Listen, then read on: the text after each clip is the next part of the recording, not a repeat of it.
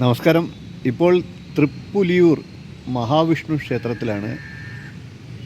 പഞ്ചപാണ്ഡവീയ ക്ഷേത്രങ്ങളിലൊന്നാണ്. നമുക്ക് വീഡിയോയിലേക്ക് കിടക്കാം. ദർശനമായൊരു പുണ്യകേന്ദ്രം, പഞ്ചപാണ്ഡവരുടെ സാക്ഷാൽ പുണ്യത നിറഞ്ഞ പുണ്യഭൂമി. ഇന്ന് നമ്മൾ ആഴമുള്ള ഭക്തിപ്രവാഹത്തിലൂടെ എത്താൻ പോകുന്നത് തൃപ്പുലിയൂർ മഹാവിഷ്ണു ക്ഷേത്രത്തിലേക്കാണ്.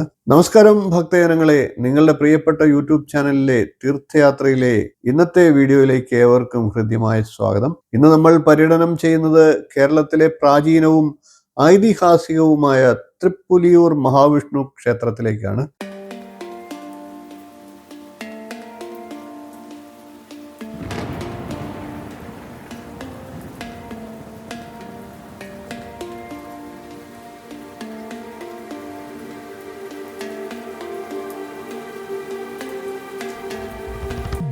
ഭീമസേന തിരുപ്പതി എന്നറിയപ്പെടുന്ന ഈ ക്ഷേത്രം പഞ്ചപാണ്ഡവർ ആരാധിച്ച പുണ്യകേന്ദ്രങ്ങളിൽ പ്രധാനപ്പെട്ടതാണ്. ചെങ്ങന്നൂരിൽ നിന്നും മാവേലിക്കരയ്ക്ക് പോകുന്ന വഴിയിൽ 4 കിലോമീറ്റർ തെക്കു പടിഞ്ഞാറായി പുലിയൂർ എന്ന ഗ്രാമത്തിലാണ് ഈ ക്ഷേത്രം സ്ഥിതി ചെയ്യുന്നത്.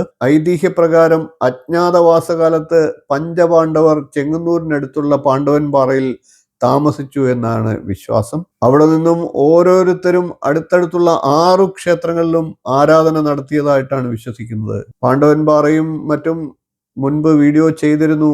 മറ്റുള്ള വീഡിയോകളിലും ഉടൻ തന്നെ വരുന്നതാണ്. പഞ്ചപാണ്ഡവീയ ക്ഷേത്രവും പാണ്ഡവൻപാറയും പാണ്ഡവർകാവ് ദേവീക്ഷേത്രത്തിന്റെയും ഒക്കെ വീഡിയോകൾ വരും ദിവസങ്ങളിൽ പൂർത്തിയാകുന്നുണ്ട്. ആ വീഡിയോകളെല്ലാം കാണുക, അതൊരു ജന്മപുണ്യമായി കരുതുക.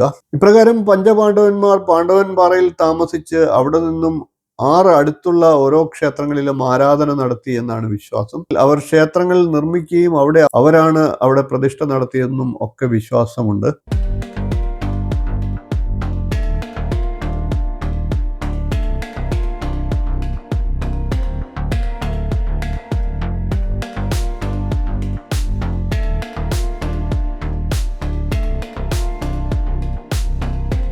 ഭീമനുമായി ബന്ധപ്പെട്ടത് തൃപ്പുലിയൂർ ക്ഷേത്രവും, യുധിഷ്ഠിരൻ തൃച്ചിറ്റാറ്റും, അർജുനൻ തിരുവാറന്മുളയിലും, നകുലൻ തിരുവൻമണ്ടൂരിലും, സഹദേവൻ തൃക്കൊടിത്താനത്തും, കുന്തി പാണ്ഡവർകാവിലും പ്രതിഷ്ഠ നടത്തി എന്നാണ് വിശ്വാസം.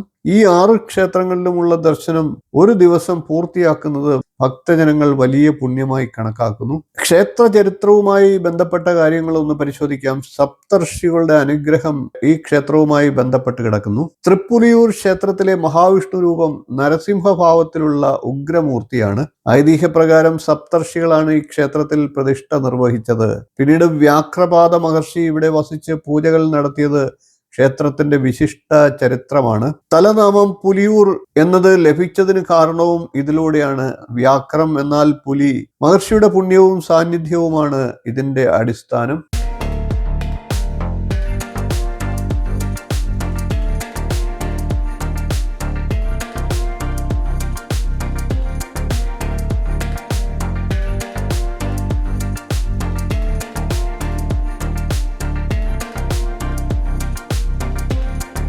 ഈ ക്ഷേത്രം ചുമർ ചിത്രങ്ങളാലും ദാരുശില്പങ്ങളാലും മനോഹരമായി രൂപകൽപ്പന ചെയ്തതാണ്. രൗദ്രഭാവത്തിലുള്ള 4 കൈകളോടെ കിഴക്കോട്ട് ദർശനമായിട്ടാണ് തൃപ്പുലിയൂരപ്പൻ വാഴുന്നത്.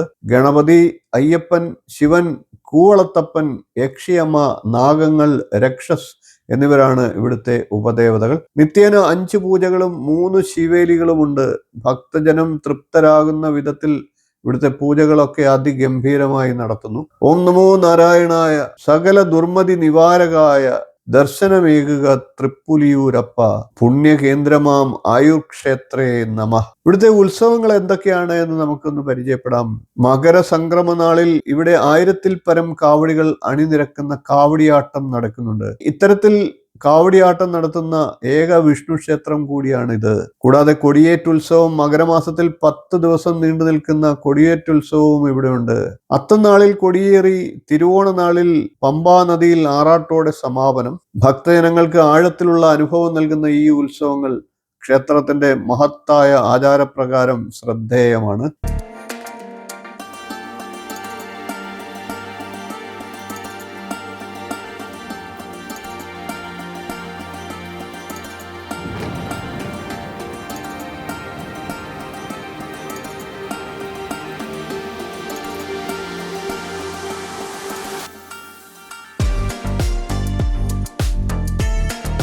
ചെങ്ങന്നൂരിൽ നിന്നും 4 കിലോമീറ്റർ യാത്ര ചെയ്ത് പുലിയൂരിൽ ഇറങ്ങി ഇലഞ്ഞിമേൽ റൂട്ടിലൂടെ മടങ്ങി തൃപ്പുലിയൂർ മഹാവിഷ്ണു ക്ഷേത്രത്തിൽ എത്താവുന്നതാണ്. ചെങ്ങന്നൂരിൽ നിന്നും വഴിപാടി വഴിയുള്ള മാവേലിക്കരയ്ക്കുള്ള റൂട്ടിൽ ചെങ്ങന്നൂരിൽ നിന്നും 4 കിലോമീറ്റർ മാറിയായിട്ടാണ് തൃപ്പുലിയൂർ മഹാവിഷ്ണു ക്ഷേത്രമുള്ളത്.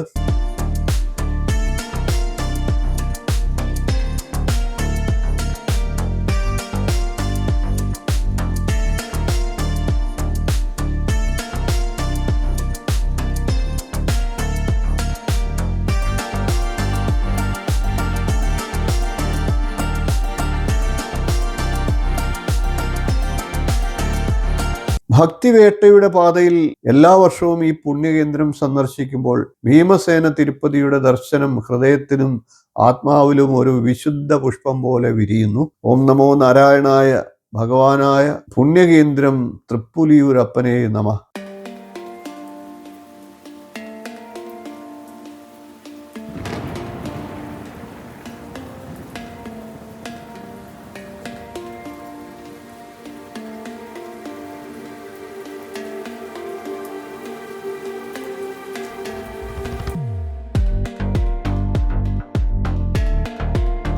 എല്ലാ ഭക്തജനങ്ങൾക്കും എൻ്റെ ഹൃദയം നിറഞ്ഞ നന്ദി.